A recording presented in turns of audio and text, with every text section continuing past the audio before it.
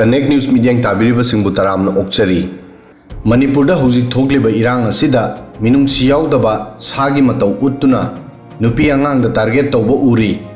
Kuki militant singna wangang bangamdriba angang sing phawba kidnap tawduna hostile oina thamli. Angang sing yauna nupi ahumbu kidnap tawkhibagi mayokta chatra naharol amadi loop kayana thoudok asigi protest tounari. Aduga makhoibu tekta kaidana thoudoknaba appeal tounari. Aduga topanakal amadana jiribamgi mar singi khun jaironda November 3 khulai paiba attacker singna yum amada sangsinduna angang ahumgi mama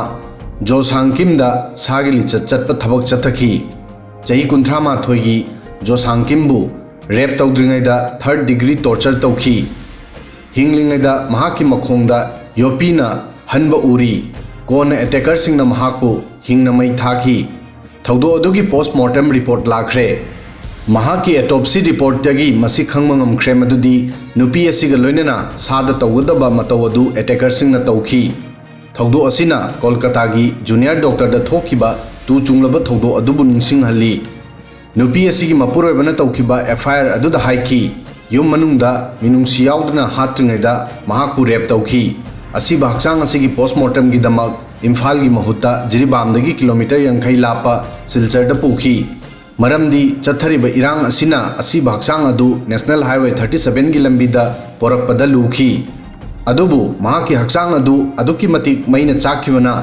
mahaka loinana rape tawkhibra natraga tawkhidabra haiba khangmangam khide adubu local mayor sing amadi mahaki family gi mayor singna gang rape tawkhi haina maral sikhi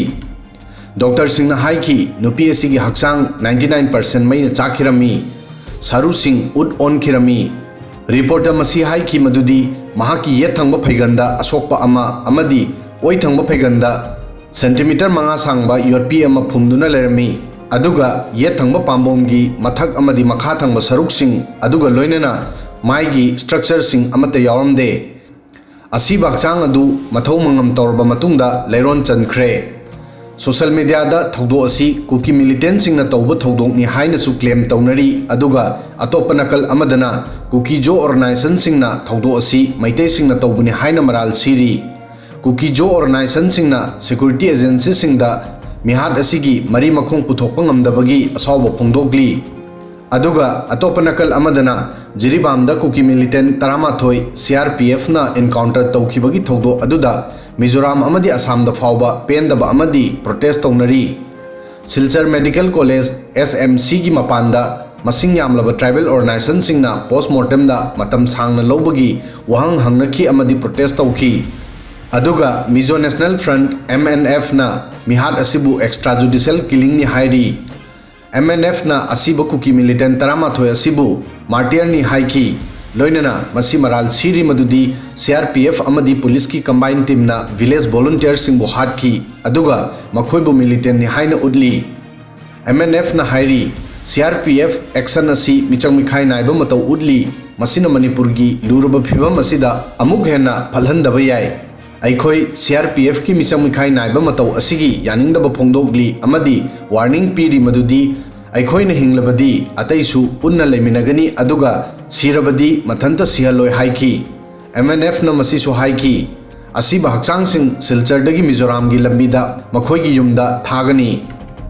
aduga Manipur gi hengalagliba irang gi phibam asibu yengduna state asigi district manga gi police station taruk na konba area da Armed Forces Special Power Act afaspa amuk hana chana hankhre Home Ministry na November 13 da announce tawki madudi Imphal West Imphal East Jiribam Kangpokpi amadi Bishnupur district ki mafam kharabu disturb area lauthokle afaspa chana kiba mafam singdudi Imphal West ki sekmai amadi lamsang Imphal East ki lamlai Jiribam gi Jiribam Kangpokpi gi leimakhong amadi Bishnupur gi moirangni Center na October amadagi mathang tha taruk phawba state asigi ayamba mafam singda afaspa sangdokre aduga police station taramapan konba mafam sing law and order khara phabadagi ek asigi mapanda thamki video sidang asigi di matang asoi phawbadang thagasari